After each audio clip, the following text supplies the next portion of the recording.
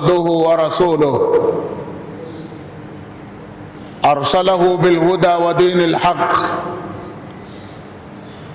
ليظهره على الدين كله ولو كره الكافرون. أما بعد، إخوة الأعزاء، اتقوا الله سبحانه وتعالى حق التقوى، واعلموا أنكم بين يدي الله سبحانه وتعالى موقوفون، وعلى أعمالكم مجزيون ومحاسبون. يقول رب العزة والجلالة في محكم تنزيله بعد أعوذ بالله من الشيطان الرجيم: وأذن في الناس بالحج يأتوك رجالا وعلى كل ضامر يأتين من كل فج عميق ليشهدوا منافع لهم ويذكروا اسم الله تعالى في أيام معلومات. صدق الله العلي العظيم. أحبائي وأحباب رسول الله صلى الله عليه وسلم، فعنواننا اليوم يبث حول الاستفهام: كيف تغتنم من 10 الأوائل من ذي الحجة. Ndugu zangu Waislamu, baada ya kumshukuru Allah tabaraka wa taala, lakini na kumtakia rehma na amani kipenzi chetu mtukufu wa daraja, mtume wetu Nabii Muhammadin sallallahu alayhi wa alihi wasallam. Ndugu zangu, ninakuhusieni, lakini pia vile vile nakuhusia nafsi yangu katika swala zima la kumcha lakini na kumtii Mwenyezi Mungu Subhanahu wa Ta'ala. Anwani na maudhui yetu ya leo itahusu swali lisemalo: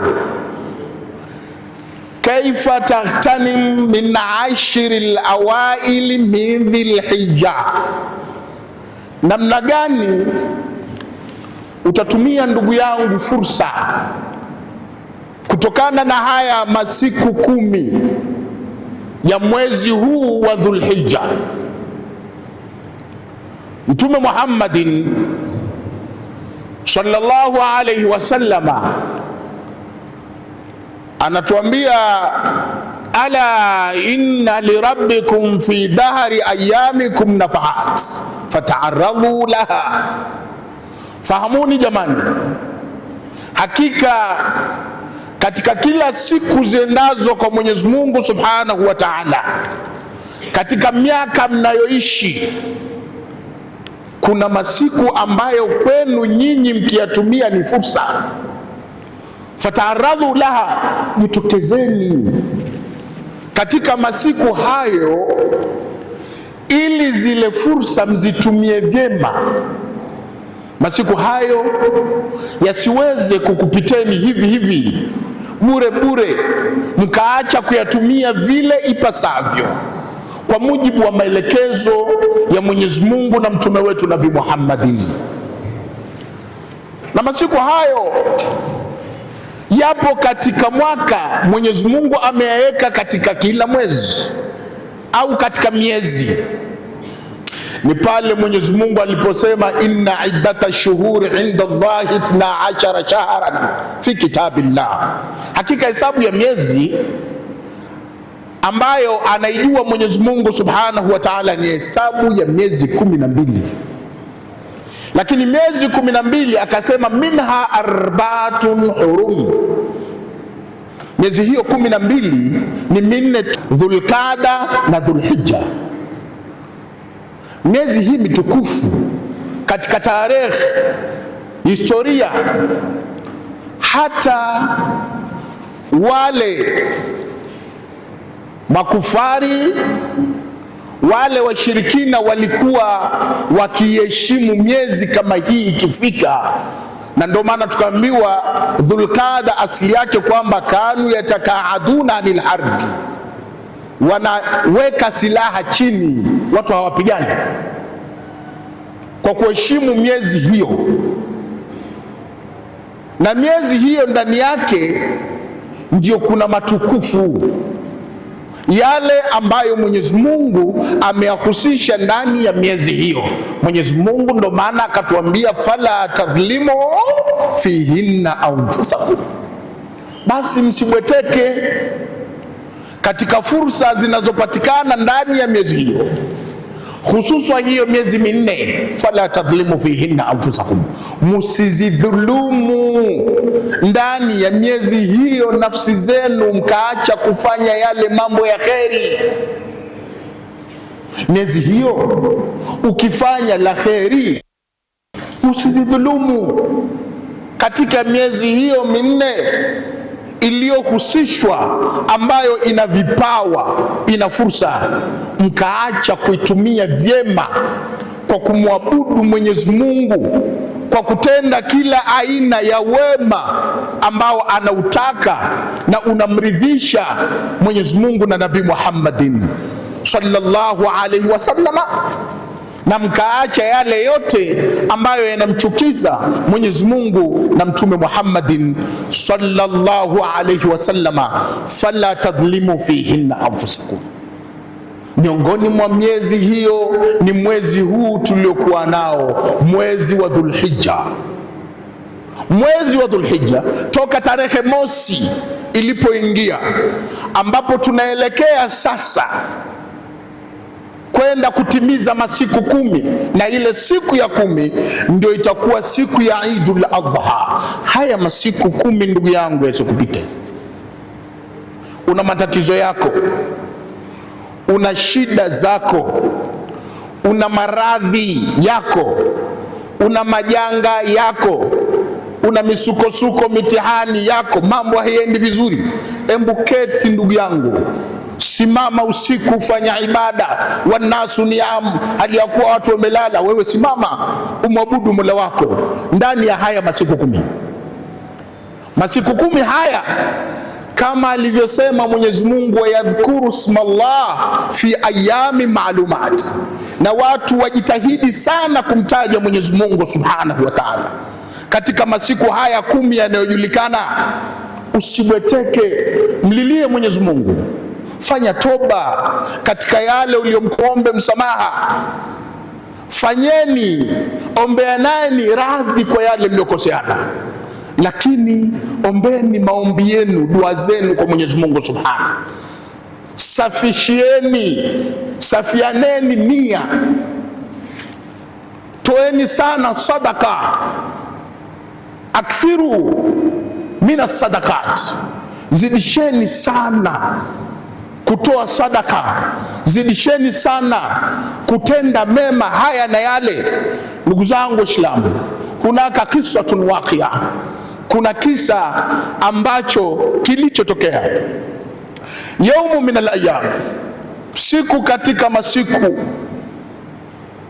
siku moja kijana mmoja alikuwa anaumwa maradhi ambayo madaktari wamemtibu, ikafika mahala wakashindwa, lakini akhirul mataf, mwisho wa siku kijana akagundulika ana kansa.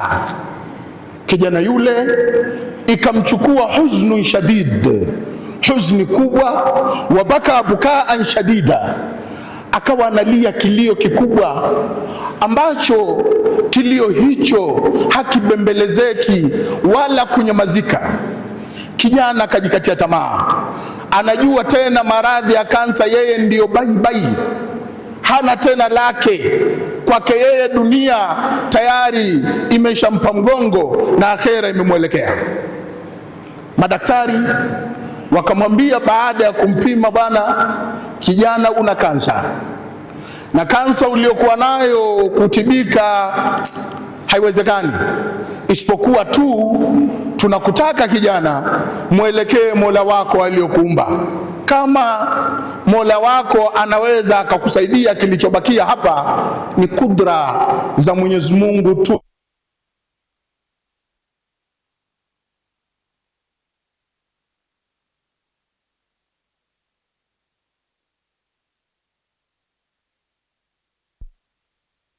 yake akafikiria yuko aliyemuumba yeye na akaumba uhai na kifo, naye si mwingine, na maradhi, naye si mwingine, ni Mwenyezi Mungu Subhanahu wa Ta'ala. Akamwambia Mwenyezi Mungu, wewe ndio ulionitoa tumboni kwa mama yangu, na ndiye ambaye uliyenisababishia nikaishi tumboni kwa mama yangu, na riziki ya tumboni kwa mama yangu wewe ndio uliokuwa unaijua, na hatimaye nimetoka katika maisha ya dunia, mama yangu amenizaa. Mwenyezi Mungu umenipa mtihani wa maradhi, na maradhi haya naamini ni ya kwako, yametoka kwako. Sina la haula li wala quwa, sina mimi wa kumtegemea zaidi yako Mwenyezi Mungu Subhanahu wa Ta'ala. Sina la manja wala malja illa ilayk, sina maokozi wala makimbilizi isipokuwa kwako Mwenyezi Mungu Subhanahu wa Ta'ala. Fatakabbal ala ma ana fihi, nikubalie Mwenyezi Mungu katika kila wema ambao mimi nitaufanya, iwe ni asbabu ya Rabbal Alamin ya kuniponya maradhi niliyokuwa nayo. Hapa naona kabisa mbele yangu sina ujanja, sina lolote, sina chochote isipokuwa niko mimi na wewe tu Mwenyezi Mungu Subhanahu wa Ta'ala. Kijana yule akadumu na kutenda wema sana, lakini zaidi ya wema ni kutoa sadaka. Kila anaposikia kuna mtu ana shida anamsaidia, kila anaposikia kuna jambo la Allah la Mwenyezi Mungu Subhanahu wa Ta'ala, yeye anajitokeza kipaumbele. Kila anaposikia kuna tendwa jambo la dini, yeye anaongoza kipaumbele. Lakini kila anaposikia kuna fakiri, maskini, yatima, yeye yuko mstari wa mbele. Fayaumu min alayam, siku katika masiku, yule kijana ikafika kliniki yake ya kwenda hospitalini. Aliporudi, madaktari baada ya kufanya iktishaf, ya kufanya vile vipimo na kugundua baadaye, wakaona hawaoni tena yale maradhi ya kansa. Walimwambia kijana, wakisema pengine mashine zetu si nzuri, si madhubuti. Wakatafuta na vipimo vingine na mahospitali mengine, kama vile kawaida yetu sisi. Unapokwenda kuchukua majibu hapa, unaona pana, ngoja niridhishe na huku na huku na kule. Vyote vipimo vikagonga ukuta kwamba kijana tena hana maradhi ya kansa. Madaktari wakamuuliza, umetumia dawa gani? Vipi kansa yako ilikuwa wazi kabisa na sasa hivi haionekani nukta wala punje? Kamba, mbona mmesahau? Sina dawa niliyotumia, wala sina daktari bingwa aliyenihudumia wala kunitibia, bali mumesahau, muliniambia nyinyi mmeshindwa, kilichobaki nimtegemee Mwenyezi Mungu kwa amali zangu njema. Kwa hivyo nimejitahidi kufanya amali njema, kupatiliza kila masiku ambayo ni matukufu kwa Mwenyezi Mungu, na mimi nafanya yale mambo matukufu kwa ajili ya Mwenyezi Mungu Subhanahu wa Ta'ala. Hivyo Mwenyezi Mungu, kama si dawa au daktari wa aina yote, Mwenyezi Mungu ndiye daktari mwenye dawa bingwa ya kunitibu mimi mgonjwa. Nimepona kwa sababu nimekumbuka kauli ya Mtume Muhammadin sallallahu alayhi wasallama aliposema, dawu marlakum bisadaka, waponyesheni wagonjwa wenu kwa kuwatolea sadaka. Mimi nimepona maradhi haya kwa sababu dawa yangu kubwa ni sadaka. na kutumia katika yale masiku matukufu yaendayo kwa Mwenyezi Mungu Subhanahu wa Ta'ala. Na nilichukua liwazo sana kupitia kwa mtume wa Mwenyezi Mungu Ayub, pale aliposema Ayuba idhnada rabbahu rabbi inni massani ad-durr wa anta arhamur rahimin. Mola wangu, hakika mimi, alivyosema Nabii Ayubu kumwambia Mungu, Mola wangu, hakika mimi umenipata ubaya, hamna wa kuutibu ubaya huu isipokuwa Mwenyezi Mungu, wewe ni mwingi mwenye kuwahurumia wale wanaostahili kuhurumiwa. Kwa hivyo niliwaza kwa maradhi ya Nabii Ayubu ambayo aliugua adada sinina wal hisab, na maradhi aliyougua Nabii Ayubu hakuwahi kuugua kiumbe toka alipoyumba Mwenyezi Mungu mbingu na ardhi. Maradhi ambayo alikuwa akiswali, akirukuu, akisujudu, walifunza wanadondoka, kaoza hali ya kuwa anatembea, lakini alipata subra, alimtegemea Mwenyezi Mungu, alifanya yale ya kheri. Mwenyezi Mungu Subhana anasema fakashafna ma bihi min dhurri, tukamwondolea Nabii Ayub kile alichokuwa nacho katika maradhi yake. Ndugu zangu, kaifa taghtanim min ashri al-awail min Dhulhijja. Hutuba na anwani yetu ya leo, vipi utayaishi haya masiku 10? Utapata nayo thawabu, faida masiku haya 10 ya mwezi huu wa Dhulhijja, ambayo siku ya 9 ni siku ya wenzetu wanaposimama kule Arafa, siku ambayo tarehe yetu sisi kwa mujibu alivyoeleza Nabii Muhammadin tufunge tarehe 9 kutokana na muandamo wa nchi zenu, na siku ya 10 ni siku ile ambayo tunaswali swala ya Eidul Adha, ambayo Mwenyezi Mungu, na katika haya masiku 10, masiku haya ubora wake, utukufu wake, Mwenyezi Mungu ndani ya suratul Fajri anayapia kwa kusema wal fajr, na hapa kwa alfajiri inapochomoza, walayali na ashiri, na nayapia yale masiku 10 matukufu ya mwezi wa mfungo 3 Dhulhijja, washafi walwatri, na pia siku ya shufa. Siku ya shufa katika hesabu ni zile hesabu zinazogawanyika 2, 4, 6, 8, 10 na kwenda mbele.